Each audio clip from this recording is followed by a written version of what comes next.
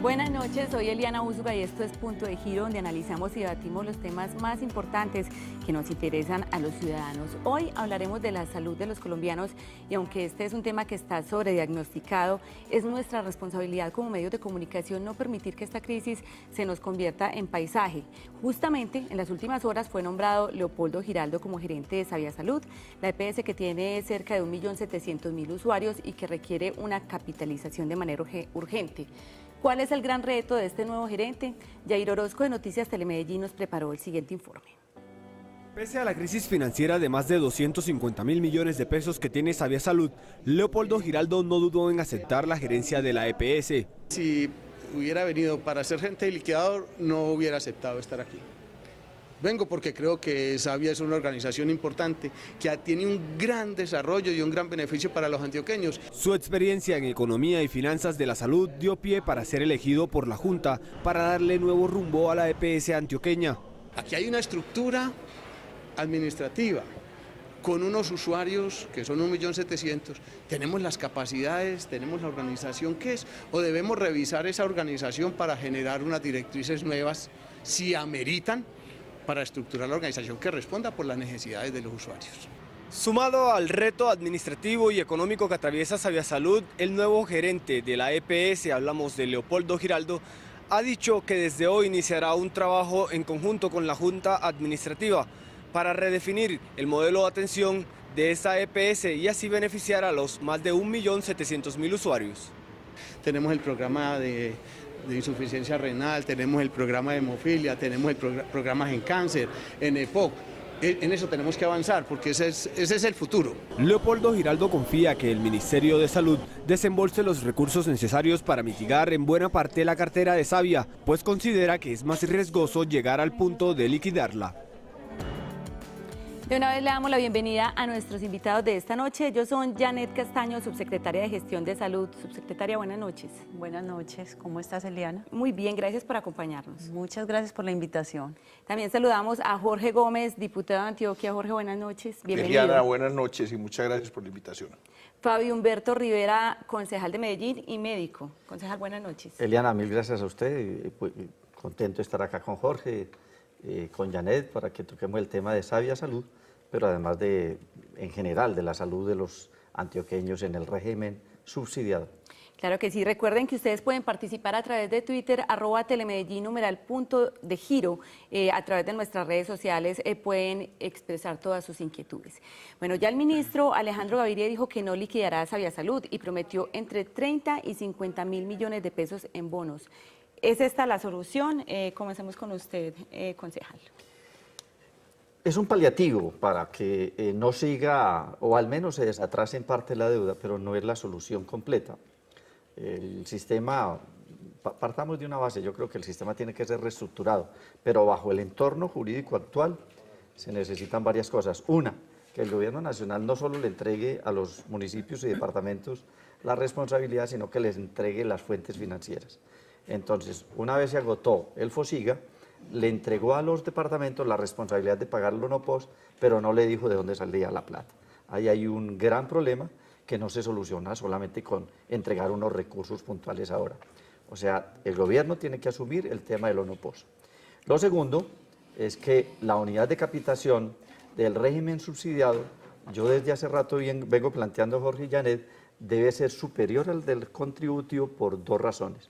La primera, porque es una población pobre, que por lo tanto puede tener mayores deficiencias en salud, mayor patología, mayor presentación de eventos en salud. Pero lo segundo es que en el régimen subsidiado, a diferencia de los que estamos en el contributivo, ninguno tiene con qué pagar la consulta, nadie paga copago, nadie paga absolutamente nada. Muchas veces porque no tiene y otra porque nos acostumbramos a decir en las urgencias de Metrosalud, anóteme ahí que yo algún día pago, fíjeme que yo algún día pago. Entonces, por esa razón, la unidad de capitación del régimen subsidiado, para mi modo de ver, debe tener un mayor valor, además porque está en regiones muy apartadas del departamento, en donde muchas veces se dificulta la misma atención en salud. Janet. A ver, yo creo que el aporte que hace el ministerio es muy importante, porque es como el primer paso y nos demuestra una voluntad política de querer salvar a Sabia Salud, ¿cierto? Entonces, este aporte es importante, pero igualmente el departamento y el municipio debemos participar en esa solución. Uno puede ser con recursos, 2 con el apoyo técnico, 3 acompañando a Sabia Salud en sus procesos y en todo el plan de salvamento que está construyendo. Entonces, desde ese punto de vista, lo más importante que veo yo en este momento es esa voluntad política de querer salvar a Sabia Salud. ¿Son estos de 30 a 50 mil millones de pesos en bonos suficientes? ¿Necesitan más plata? ¿Cuánto necesitan, mejor dicho? No, pues el déficit de Sabia Salud es grande, en este momento está más o menos en 300.000 millones, pero con lo que plantea el Ministerio de Salud, lo que tenemos es más o menos 25.000 millones que ellos ya los tienen disponibles en este momento para ser girados al departamento. Y lo que ellos hablan de los BOCAS son aproximadamente entre 30 y 50.000 millones, pero eso depende de las cotizaciones del sistema de salud.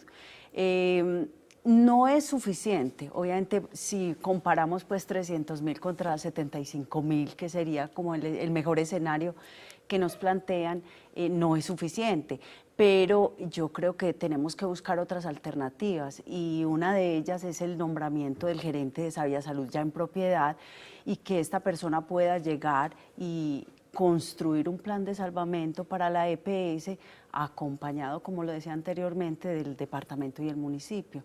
Entonces, no es suficiente, pero yo creo que tenemos que mirar qué otras estrategias podemos utilizar para que podamos ayudar a Sabia Salud. Sí, pues digamos que este es el primer paso, por lo menos, porque ya hay alguien que esté liderando todo el tema de la salud con la EPS. Jorge Gómez. Hombre, yo discrepo de algunas cosas que han dicho ustedes por una razón, porque los primeros 25.000 millones son recursos de pasivo pensional. Es decir, son recursos que son del departamento y del municipio, son recursos que no es que los esté aportando la nación, o sea, no es un aporte de la nación. Son muy hábiles en el gobierno nacional de presentar unas cosas que son una cosa para presentarlas como otra. No es que el ministro Gaviria y el doctor Santos y el ministro de Hacienda estén muy generosos con Antioquia, con Medellín y con Sabia Salud, es que son unos recursos que son del territorio, simplemente los están pagando que los debían, esos primeros 25.000 millones. Pero los segundos, lo de los BOCAS, yo quiero advertir sobre esto. Ese mismo mecanismo que se utilizó, o que está proponiendo el ministro para ayudar a la capitalización de Sabia Salud, se utilizó en Café Salud. Es exactamente el mismo mecanismo. El gobierno nacional liquidó Saludcop, le entregó todos los activos de Saludcop a Café Salud, todos los afiliados de Saludcop a Café Salud, y enseguida le hizo un crédito convertible en acciones por 300.000 millones de pesos. Y ese crédito no tenía el objeto de salvar a Café Salud, sino de vender a Café Salud, de quedarse con la propiedad accionaria de Café Salud para entregársela a un privado. Ya se rumora muy insistentemente que ya eso está negociado y que es Sanitas Internacional el que se va a quedar con Café Salud. Entonces, si esa es la operación de salvamento que van a hacer con Sabia Salud, el gobierno va a poner unos centavos y eso lo va a convertir en acciones y el gobierno va a quedar de dueño de Sabia Salud y enseguida lo va a vender a un privado, yo no aceptaría eso. Eso sería hoy las EPS son inoperantes por varias razones. Una, porque son los intermediarios que tienen como objeto utilidad, en general, pues Sabia Salud puede que no.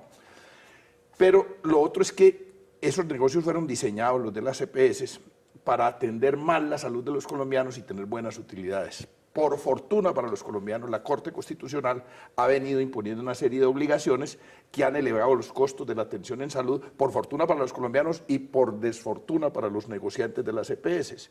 Entonces, hemos llegado a un punto en que hasta las EPS hoy tienen dificultades para obtener los recursos necesarios para hacer la intermediación financiera.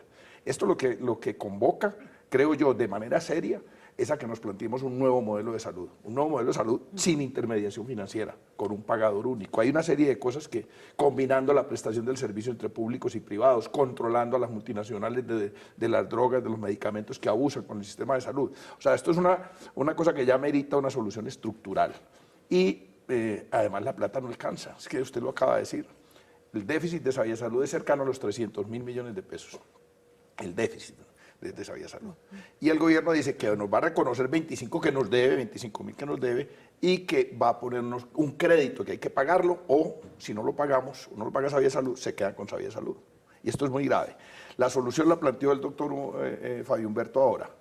Unificar o con solo unificar la capitación, la unidad de pago por capitación del régimen subsidiado con el contributivo, eso representaría para Sabía Salud una suma cercana o superior a los 100.000 millones de pesos anuales.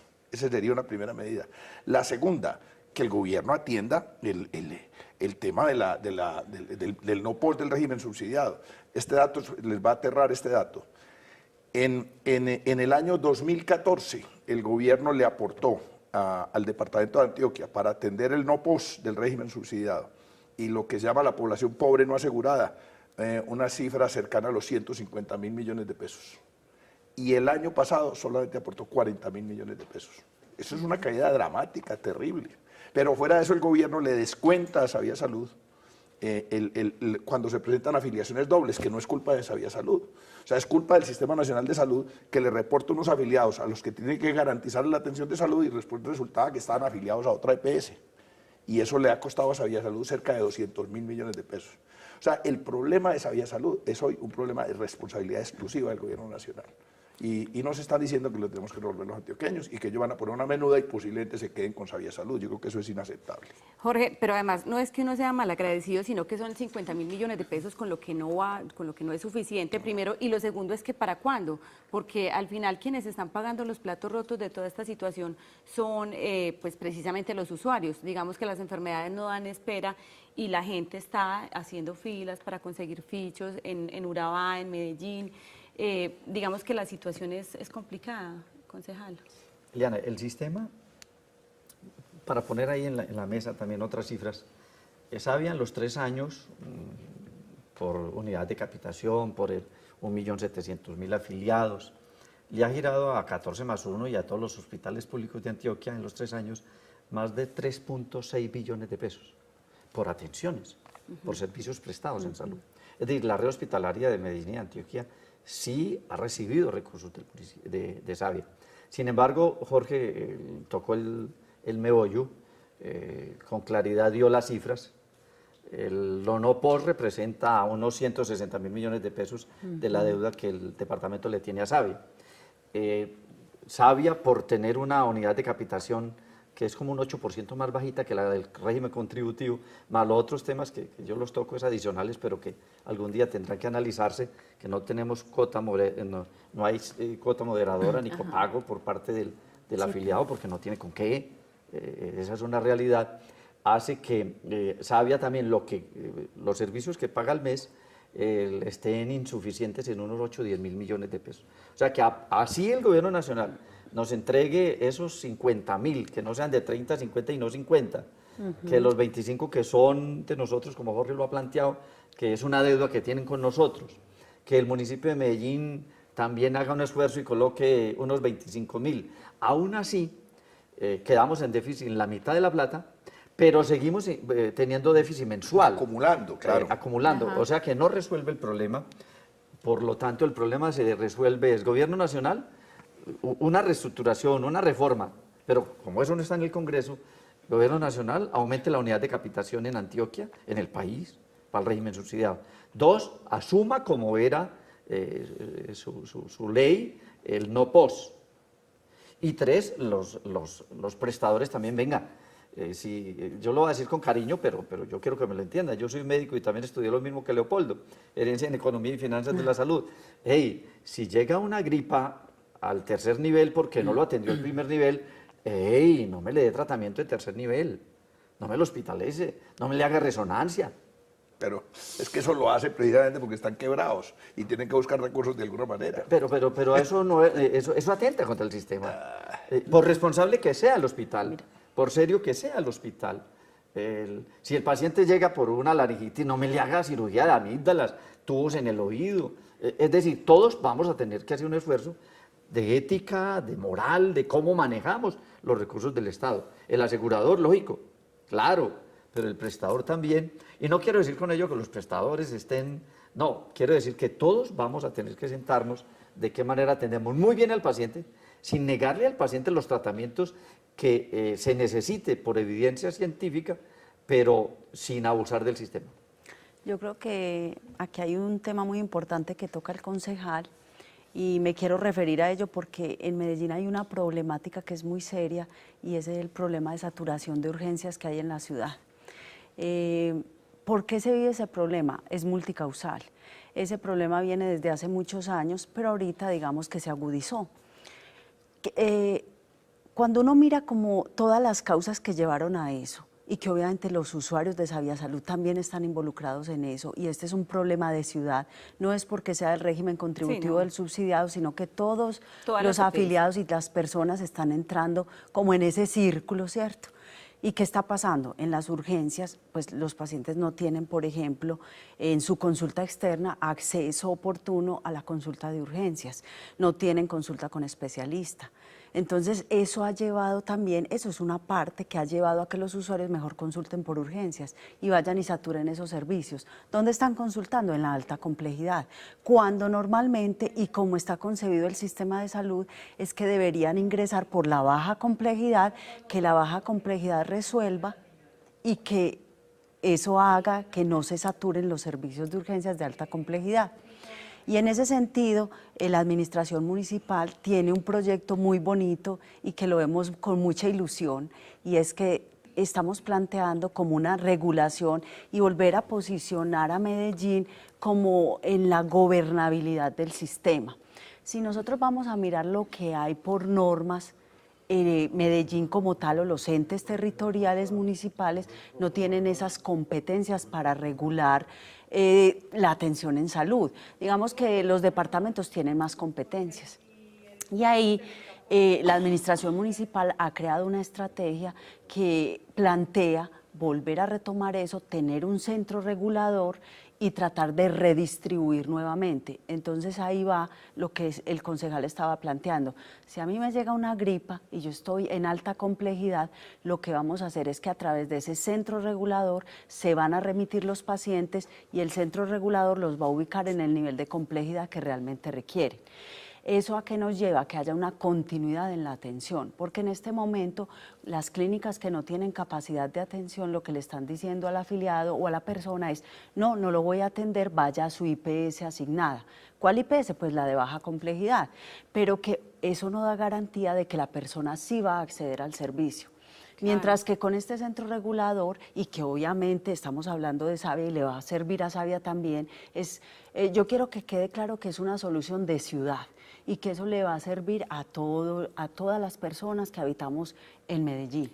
Entonces, desde ese punto de vista, digamos que ahí también se están haciendo cosas desde la parte municipal para tratar de ayudar a regular la red y a que los costos de la atención en salud estén, digamos, como de una manera más equitativos y distribuidos, Janet, como deben ser. Sin embargo, a uno le queda la sensación cuando va a salas de urgencias, porque pues he ido muchísimas veces a salas de urgencias, a uno le queda la sensación de que lo devuelven y le dicen, no, mire, esto está lleno, no hay donde más, váyase para la casa, vuelva mañana, vaya a consulta. Entonces uno queda como con ese sinsabor.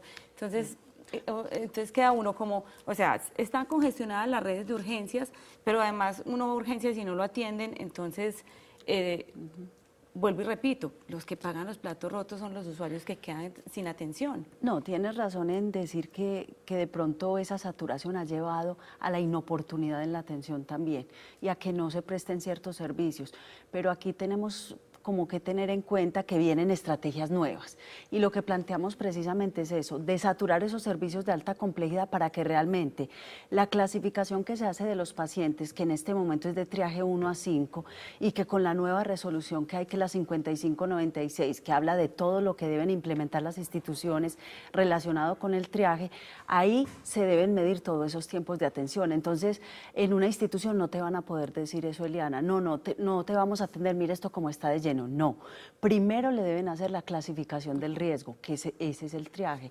Con esa clasificación del riesgo ya se va a determinar si la atención realmente amerita una alta complejidad o si puede ir a una mediana o a una baja complejidad. Tenemos que ir primero a un corte, a unos mensajes institucionales y ya regresamos con este tema de la salud.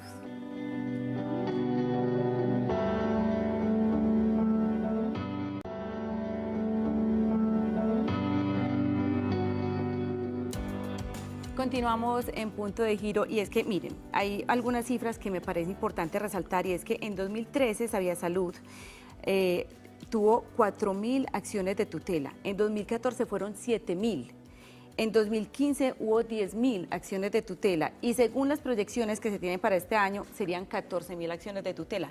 Es decir, pero esto demuestra que aunque, o sea, que la gente, mejor dicho, las EPS ya no le prestan atención a las acciones de tutela, porque digamos que la amenaza más cruel era la cárcel, pero ya pues dictan 3 días de arresto y ya, bueno, no importa. Claro, domiciliario, pero además la multa, pero pues ¿qué más da una multa más o una multa menos? Es decir, es como si hubiéramos tocado ni siquiera fondo, sino que como que ya estamos en el centro de la tierra y esto sigue para abajo, hacia abajo y no hay solución, Jorge. Sí, yo estaba... No hablo solamente de Saviasalud, claro, hablamos de todas las EPS claro, y de todo el país, o sea, de todo Colombia, de todo ahora el sistema. extra micrófono hablábamos de ese tema, yo sigo sosteniendo aquí, en todo fenómeno hay un eslabón que jalona toda la cadena y ponía el ejemplo, le ponía al doctor Fabio, que es médico, el ejemplo de la persona que tiene una infección. Entonces, cuando tú tienes una infección, necesitas desde luego un antipirético, una cosa que te quite la fiebre, el dolor de cabeza, un analgésico, pero sobre todo necesitas un antibiótico que te acabe la infección. Y si no tienes antibiótico, por más antipiréticos y analgésicos que tomes, no vas a resolver el problema. Entonces, aquí el problema es un problema de recursos, primero que todo, que lleguen los recursos suficientes para atender a la gente, y después miramos lo de la contención de costos, porque aquí terminó la ecuación al revés. La ecuación terminó en que se suponía, el supuesto del sistema de salud en Colombia, de la ley 100, era que había unos aseguradores que respondían por la atención de salud a los ciudadanos porque manejaban los recursos. Y hoy resultó al revés. Hoy quienes están llevando la carga del aseguramiento son los prestadores, por las deudas enormes que tienen con ellos. Y los prestadores entonces le dejan de pagar a los trabajadores, entonces otros que están cargando el aseguramiento son los trabajadores y finalmente los pacientes, que terminan comprando de su propio bolsillo muchas de las atenciones que no les dan en los hospitales. Los casos recientes, el de Cafesalud, no sé si supieron hace 8 días en lo que era Salucop del 80, los hospitales de Itagüí y de Bello. Hoy hicieron un recorte, o sea, los hospitales entonces terminan echando trabajadores y poniendo a los que quedan a trabajar el doble o no pagándole a los que dejan. Eso es una cosa que realmente amerita buscar el abogado río abajo, no río arriba. Y la primera búsqueda es recursos, y el gobierno tiene la obligación de poner los recursos y los colombianos de buscar cómo cambiamos este sistema de salud. Es que ya la semana pasada, perdón, le dieron un último plazo, un ultimátum a Cafesalud para que pague y es hasta el 5 de julio. Dice que si no pagan el 5 de julio... 9 niños se han muerto en la clínica que era la Salucop del 80. Posiblemente algunos de ellos se morían de todas maneras, pero hay causas de la muerte que son atribuibles a la falta de atención oportuna y a la falta de insumos, porque los médicos los atienden, pero no tienen insumos, ¿cómo? Claro, no, evidentemente... Perdón. Cuando planteamos de que debe haber contención de costos, Jorge tiene razón, es simplemente un eslabón de la cadena, pero el problema pasa por pagarle a tiempo a los hospitales. 14+1 tiene toda la razón, pero también la red pública, los hospitales de los municipios, que tienen como responsabilidad atender los pacientes de cada pueblo, si no les llegan los recursos o si les pasa lo que ha pasado últimamente. Se cerró Confenalco y no les ha pagado desde hace 2 años. Se cerró Salucop y Salucop quedó debiendo 1, 2, 3 billones de pesos que no le ha llegado a los hospitales. Cafesalud empieza como nueva y empieza con cartera ya vencida desde que comenzó. O sea que si no le llegan al San Vicente, al Pablo Tobón, pero también al Hospital de Uramita, al de Peque, al de Jardín, no le llegan los recursos, Jorge tiene toda la razón, finaliza respondiendo y quebrándose la red pública y privada de prestadores, pero también finalizan con no pago oportuno, pero también con malos salarios, todo el sector de la salud, el médico general, el bacteriólogo, la enfermera, el camillero. De esa manera no se puede resolver así no, es arriba buscando el enfermo arriba. O buscando la fiebre en las sábanas, como lo plantea Jorge, totalmente de acuerdo. Ahora bien, hay muchas cosas para hacer, para ayudarse desde el sistema. Una de esas es contención de costos, pero esa no lo resuelve. En Medellín las urgencias, parte se resuelven dándole capacidad resolutiva a los médicos en los centros de salud, que estamos utilizados. Porque cuando yo fui médico en Metrosalud, podía poner un yeso cuando llegaba alguien con un esguince. Podía suturar una herida si no había comprometido tejidos o órganos importantes, si no había cortado el nervio, la arteria, yo podía suturar esa piel. Podía nebulizar un niño si llegaba con un asma, con una crisis asmática, 8 de la mañana y a las 4 de la tarde ya lo había sacado, se iba para la casa. Hoy no se puede hacer. Le toca a la Secretaría de Salud, a Metrosalud, para que esos 41 centros de salud de Medellín atiendan esas pequeñas urgencias y no se vayan para las unidades hospitalarias. Pero eso es simplemente medio arreglar la prestación del servicio. La solución está por donde lo plantea Jorge. Yo creo que evidentemente aquí hay un problema de recursos y eso es innegable, pero también hay una desarticulación de los actores que participamos en el sistema de seguridad social en Colombia. Y es que cada quien se ha concentrado en la parte que le corresponde, ¿cierto? Yo como IPS me concentré en la atención, ¿cierto? Y en la prestación del servicio. La EPS se concentró en su pedacito. El gobierno ha tenido pues como su concentración también, pero no hay una articulación real de todos estos actores. Y yo creo que eso hay que rescatarlo en este momento y volver a activarlo. ¿Por qué? Porque si la EPS no tiene una buena comunicación con sus IPS, obviamente pues la gestión del riesgo que ellos le van a hacer no va a ser tan satisfactoria. Si no se tienen unos controles establecidos para que la EPS pueda vigilar cómo la IPS, que es su prestador, está brindándoles los servicios de atención a sus usuarios, pues no se va a dar cuenta de la vida real, qué es lo que está pasando allá en el terreno. Entonces yo creo que tenemos que volver pues como a replantearnos. Yo creo que ponernos la mano en el corazón y que cada uno se despoje de esos intereses particulares que tiene y luchemos por mantener el sistema, ¿sí? Porque nuestro sistema, tal y como está concebido, digamos que es un sistema equitativo y nosotros, o por lo menos yo lo veo bien. Pero cuando cada uno va jalando para sus intereses, pues obviamente ahí no crece nada. Y ese es el problema que tenemos ahorita, una desarticulación total. ¿Y qué ha faltado? Gobernanza, específicamente gobernanza. Necesitamos recuperar la gobernanza y traer estos actores y tratar de articularlos para que brinden una atención diferente. Ahorita el diputado lo decía, necesitamos un modelo de atención diferente, sí, es cierto. Necesitamos replantear el modelo de atención porque en este momento, como lo tenemos, no nos está funcionando. Entonces tenemos que hacer muchos ajustes y cada uno participar de manera activa.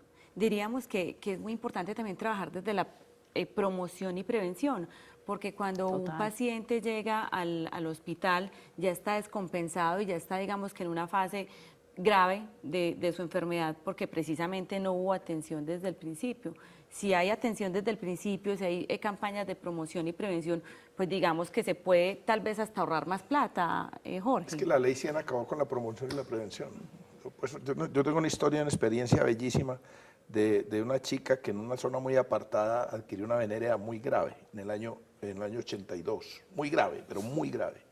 Y no solo la curaron en un hospital, sino que buscaron al muchacho que le había pegado la venérea, lo encontraron en el Putumayo y le obligaron a que contara a quién más había contagiado, porque había un sistema nacional de salud que tenía algunas deficiencias, muchas deficiencias, pero había un sistema nacional de salud. Con el advenimiento de la ley 100 se acabó el sistema de promoción y prevención y se empezaron a detectar cosas horribles. Por ejemplo, usted sabe, doctor, que se está detectando tuberculosis en tercer nivel de atención, que no, porque ya uno llegaba a un hospital con tos y lo primero que le hacían era el esputo y ahí mismo le miraban a ver si tenía tuberculosis. Bote el moquito, mijo. Eso. Hoy eso no existe. No existe. O sea, hay una serie de cosas del sistema de salud pública que se acabaron. Y vuelvo a insistir, doctora, el problema es del modelo. O sea, no es que el modelo está desarticulado, es que el modelo es un modelo corrupto, es un modelo en su esencia, un modelo corrupto porque es un modelo diseñado para la sostenibilidad financiera y no para garantizar el derecho a la salud. Es que si el enfoque es la sostenibilidad financiera, me pegó, y no el derecho el derecho fundamental del ciudadano a la salud. Entonces tenemos dos miradas distintas. Claro. Y entonces el problema es el financiero, es el problema económico. Si usted asume la salud como un derecho fundamental, el Estado tiene que buscar los recursos, se los tiene que inventar de alguna manera. Y los ciudadanos tenemos que soportar el sistema de salud. Ahora, a mi juicio, la cifra que conforma la bolsa global de los recursos que hay para la salud en Colombia alcanzarían para atender la salud de los colombianos. Es que hablan de 45 billones de pesos más o menos para eso. Y 1 millón de pesos por ciudadano yo creo que sí alcanza para atenderlos, porque vemos unos que gastamos muy poquito, realmente. Sí. Entonces, el tema es cómo se manejan los recursos, como hay unos intermediarios que cobran un peaje por ser vos quien sois. Yo creo que esa es la cosa que hay que revisar. Porque lo otro es empezar a acusar a los causantes menores, porque todos somos responsables, claro, todo el mundo es responsable de todo. Todos los colombianos somos responsables de que este caos, porque no hemos sido capaces de levantarnos a exigir un cambio en el modelo de salud. Si los colombianos nos hubiéramos rebelado y hubiéramos exigido un cambio en el modelo de salud, no estábamos en las que estamos, ¿cierto? Entonces, en ese sentido, todos somos responsables, pero hay que buscar cuál es la causa fundamental, cuál es la columna vertebral, y yo creo que es el sistema diseñado en la Ley 100. Ahí. Ese es el punto. Sobre todo, diputado, porque se nos convirtió en paisaje. Para nosotros es muy normal llamar a una EPS a pedir una cita con un especialista y que le digan a uno que es para dentro de 3, 4, 5 meses y digamos que eso ya es normal. Ya eso ni siquiera es noticia. Ah, sí, pues no, eso es normal. Entonces, eso es lo que hace que sigamos en las que estamos, porque mientras que el pueblo no se para a exigir y no ponga disciplina, pues el gobierno pues tampoco va a hacer nada. Concejal. Eliana, en parte es eso, pues, te pone un punto ahí. Lo que pasa es que también hay millones de colombianos muy bien atendidos en clínicas como la Cardio, como el Pablo Tobón, como el San Vicente. Hay 300, 400 mil partos bien atendidos al año. Hay infinidad de pacientes todos los días atendidos en la red pública y privada, que hace que los que reclaman porque les incumplieron mantiene como una especie de equilibrio también en la sociedad. El sistema hay que reformarlo, y hay que reformarlo desde el Congreso, para que sea el derecho a la salud lo más importante, y la financiación sea una estrategia y no simplemente el fin, no sea el propósito de...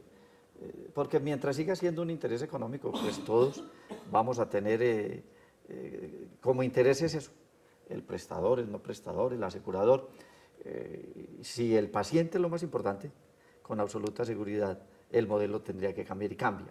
En materia, por ejemplo, de promoción y prevención, yo propuse hace tiempo una cosa tan elemental para el sistema en Medellín, y es algo que le vi a Curitiba, es que todos los nacidos vivos en Curitiba, quien haya tenido algún sufrimiento fetal, o al menos indicio de sufrimiento fetal, quedaba de una vez en el sistema, para que el sistema, lo que hizo el sistema de ir a buscar el que le pegó la enfermedad venérea, para que el sistema lo busque. Ese niño que tuvo sufrimiento fetal, que le faltó oxígeno al nacer, porque el cordón umbilical estaba atravesado, porque fue un parto difícil, porque hubo que reanimarlo, por cualquier cosa. Ese niño, el sistema lo sigue durante los 10 primeros años, pero no es la mamá la que tiene que ir a pedir cita, el sistema lo busca. Claro. Eso es promoción y prevención. Aquí no lo hacemos. Aquí la promoción es cada cual trate de caminar y hacer elíptica, pero cada uno, pero no porque el sistema te lo promueva. No, la promoción es pedirle a Dios que no nos enfermemos, porque pues aunque yo sé que hay cosas que funcionan y que hay partos que nos son bien quedamos en promoción y prevención, claro, en las vacunas. Sí, en las vacunas. Las vacunas. Eso es. Eso es todo. Pero digamos que es normal que el modelo, o sea, el modelo tendría que funcionar bien. Es normal que uno se enferme y que lo atiendan, eso es lo normal. Lo anormal es que no lo atiendan. Eso, pues, digamos que es así como tiene que funcionar. Y por eso, digamos que las cosas malas opacan las buenas, porque es que, o sea, la situación es muy grave para la gente que está enferma. La negación de servicio, así sea una persona, es nefasta. Sí. Es nefasta. Y todos tenemos... del sector político, el sector que administra, tenemos que rechazar eso. Los servicios de salud no se pueden negar, pero para eso también a los prestadores no los podemos obligar que a punto de quebrarse, de estar casi quebrados, sigan atendiendo, porque la única fuerza que tienen es muchas veces como contención decir, cierro ese servicio, pero no porque lo quiera cerrar, Un hospital cuando cierra un servicio lo hace contra su deseo, contra su voluntad, Claro. contra su querer de atender los pacientes. Es que ya no tiene con qué, es que los bancos ya no le prestan, es que ya lo tienen oficiado. O sea que el sistema sí tiene que velar porque los hospitales, o sea, los prestadores, no se nos quiebren en este país. Le tengo una mala noticia. Ajá. Este año empezó a regir en Colombia una cosa que se llama las NIF, las nuevas normas de información financiera. Los hospitales hasta el año pasado podían hacer sus balances, sus cortes de cuentas, teniendo en cuenta la cartera que es de más de 360 días. La podían tener como activo. Con las nuevas normas de información financiera, nuestros hospitales todos no pueden considerar activos sino cartera hasta 180 días. El resto la tienen que castigar. Yo le aseguro que en el balance que va a hacer el Ministerio y la Superintendencia el año entrante de los hospitales, este año fueron 35, entre riesgo medio y alto financiero. El año entrante van a ser 70 u 80 o todos, porque con las nuevas normas de información financiera va a ser peor desde el punto de vista contable la información que tienen que dar al Ministerio.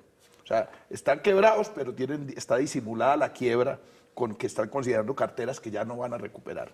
Eso disimula la quiebra, por lo menos en los estados financieros. Pero el año entrante eso no va a poder ser así. Que entre otras cosas, Jorge y Janet, quien debería responder por los incumplimientos o cuando se quiebra una EPS a los hospitales debería ser el Estado. Claro. Porque es que ese es un intermediario del Estado. Claro. La responsabilidad de la salud está en el Estado. Y por lo tanto, el cierre de Café Salud no tiene por qué ser pagado por los hospitales. Debe ser el Estado el que entre a alimentar financieramente cómo pagarle a los hospitales. Pero aquí no pasa. Por eso, inclusive en estos días, algunos hospitales decían, no, que no cierren más EPS. Así sean perversas, que no cierren más, porque es que con el cierre le están diciendo a las personas, le están diciendo, sí, yo le debo 10.000 millones, pero no hay quien se los pague. No se los van a pagar. Y otras, por lo menos legalmente, usted algún día puede cobrarle. Si se quiebra Sabia Salud es una SAS. Ya no ¿Sabe hay, qué es a una quien, SAS? no hay a quien cobrar. Una sociedad anónima simplificada en la que los socios no tienen obligación de responder por nada. Y recordemos que los socios son la Gobernación de Antioquia, Confama, la Alcaldía de Medellín y bueno, esperemos que el gobierno. Como decía mi Esperemos que el abuelita, gobierno. tose a Dios, está la Virgen. Bendito sea Bueno, Dios, bendita sea la Virgen. Vamos a unos mensajes institucionales y ya regresamos con nuestro último bloque en Punto de Giro.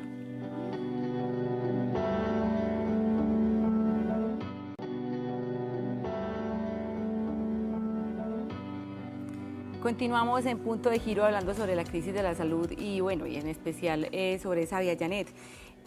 Ustedes atienden a los usuarios de Sabia Salud precisamente a través de Metrosalud, que digamos que son la población más vulnerable, son las personas que no tienen empleo y que muchas veces ni siquiera tienen con qué pagar la cuota, el copago. Deben mucho, o sea, es muy usual, es muy común, ¿o a cuánto ascienden las pérdidas, por ejemplo, de ustedes, porque la gente ¿Por no paga copagos? copago? Sí. Bueno, según los datos que yo tengo en este momento, en los últimos 4 años hay una cartera alrededor de 6.000 millones de pesos por concepto de copagos o cuotas de recuperación que no se pudieron pues hacer efectivas. Es grande. 6.000 millones de pesos. 6.000 millones. Y igual ustedes no pueden negar pues Los o sea, no se servicios, niegan. es muy claro que los Ajá. servicios no se pueden negar y menos en la red pública. La red pública tiene aún una responsabilidad mayor. Obviamente aquí ningún prestador está exento y cualquier persona que requiera una atención se le debe brindar, sea en Claro. red pública o privada. Pero obviamente pues escuchamos más casos en la red privada de que de pronto no se le brindó la atención, pero la red pública en ningún caso puede negar la atención. Janet, ¿qué pueden hacer ustedes? Pues yo sé que ustedes están haciendo todo lo posible por brindar una buena atención, pero como gobierno, como gobierno municipal, ¿qué están haciendo ustedes y qué van a hacer para mejorar la atención de ustedes? Bueno, en este momento hay un plan estratégico con Metrosalud y queremos fortalecer esa IPS como tal, volverla competitiva y mostrarla y ponerla al servicio de la ciudad. ¿Eso qué quiere decir? Que no solamente Metrosalud sea vista como tradicionalmente la gente cree, no, eso es atención para los pobres, eso no es verdad. Metrosalud tiene unas instalaciones físicas muy buenas que son competitivas aquí con cualquier IPS privada y lo que nosotros pretendemos es que Metrosalud se vuelva competitiva con el fortalecimiento interno de sus procesos Y obviamente otros ajustes, por ejemplo, la estrategia que iniciamos ahorita en la zona nororiental, que es la ampliación de horarios. Entonces, tradicionalmente los centros de salud han venido trabajando hasta las 3 de la tarde, ahorita van hasta las 7 de la noche en la zona nororiental. También trabajamos con el ministerio la parte de habilitación, como lo decía ahorita el concejal. Es que ya no podemos ser tan resolutivos como lo éramos antes, es que por eso se migró la atención a la alta complejidad. Y es cierto, entonces queremos rescatar eso y se ha hecho un trabajo con el Ministerio de Salud mirando precisamente esa norma de habilitación, tratando de que pudiera flexibilizarse en ciertos puntos sin arriesgar obviamente la seguridad del paciente. Y logramos algo muy importante, ya tenemos el documento escrito donde nos avalan que en la baja complejidad se pueden prestar nuevamente muchos de esos procedimientos, entonces vamos hacia allá. Queremos migrar a que lo que se está prestando en este momento en mediana o alta complejidad, que eran esos procedimientos menores, puedan ser prestados en la red de baja complejidad, como son, por ejemplo, los centros de salud de Metrosalud. Entonces, yo creo que se vienen cambios muy interesantes para Metrosalud y creo que va a ser una IPS competitiva para esta ciudad. Y cualquier EPS podrá contratar también servicios con dicha entidad. Concejal. Metro, lo primero es, para no perder el hilo, el sistema tiene que reestructurarse, tiene que reformarse, tiene que cambiarse el modelo. Pero en el entorno que estamos, Metro requiere de que el municipio entienda que con la unidad de capitación que Savia le contrata, no vive. Y por lo tanto el municipio tiene que entender que tiene que transferirle recursos vía comprarle servicios. No se puede hacer por ley 617 vía presupuestación, pero sí le puede entrar a comprar todos aquellos servicios que el mismo municipio le impone a Metrosalud. Eso es lo primero. Lo segundo, la capacidad resolutiva, Dios quiera que la recuperemos rápido, se perdió, la tenía Metro. Yo fui médico en el 12 de octubre y ahí estructurábamos, ahí hacíamos curaciones, ahí poníamos el Benzetacil, hacíamos nebulizaciones, ahí poníamos yesos. Eso se perdió.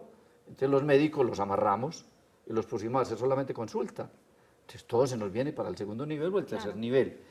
Lo tercero es estimular el gremio médico, el sector de la salud, los empleados de la salud de Metrosalud.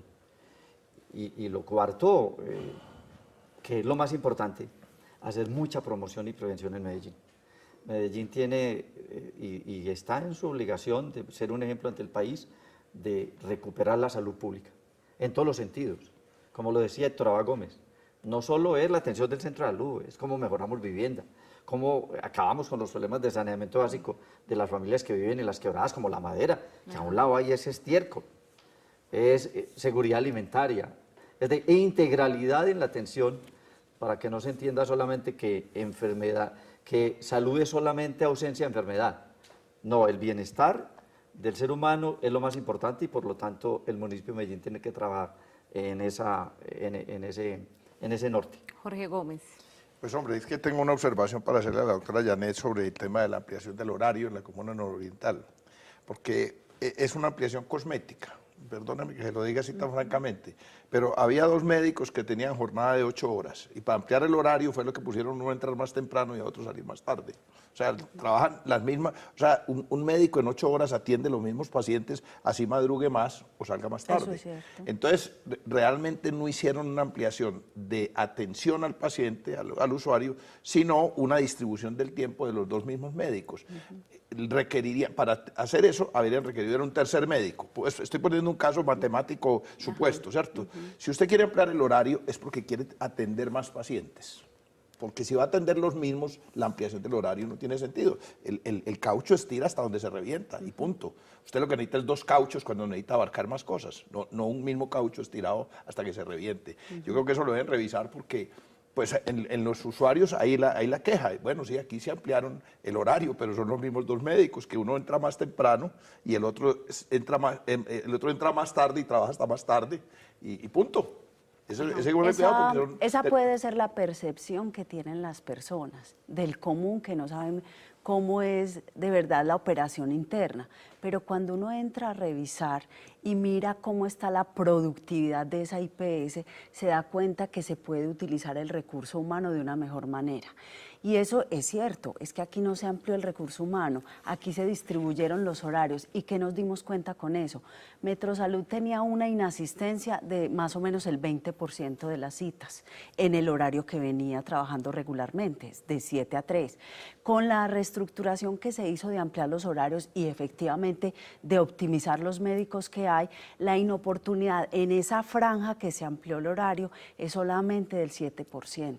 ¿Eso qué quiere decir? Que probablemente esas personas les sirve más ese horario que el de la mañana. ¿Por qué? Porque pueden ser madres que están o sea, tienen a sus hijos y llegan del colegio a tal hora, a X hora, pues, y van a ir a llevarlos por la tarde, o ellas son trabajadoras informales y solo les queda un ratico en la tarde para ir a consultar. Ahí hay muchas variables, pero eso tampoco descarta que nosotros tengamos que contratar más recurso humano.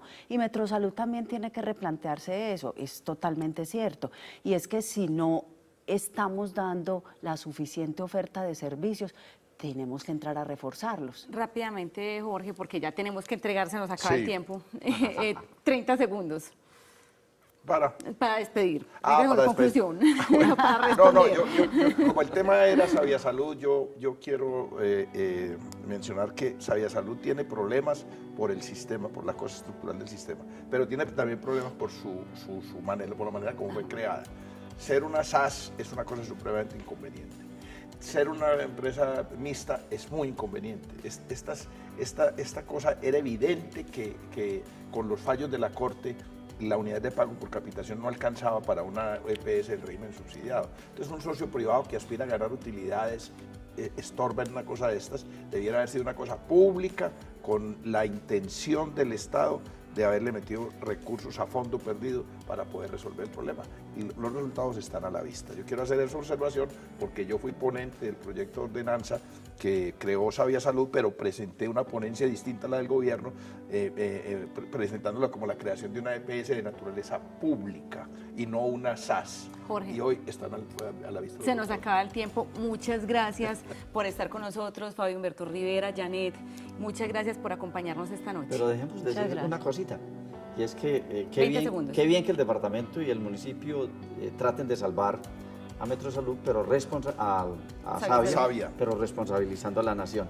Y tengo que decir que Confama va en coche, Confama es socio de Savia, pero no responde ni por las deudas, ni por los gastos, ni pone plática. Pero sí se ganó más de 100.000 millones de pesos en la administración de los contratos no gerenciales.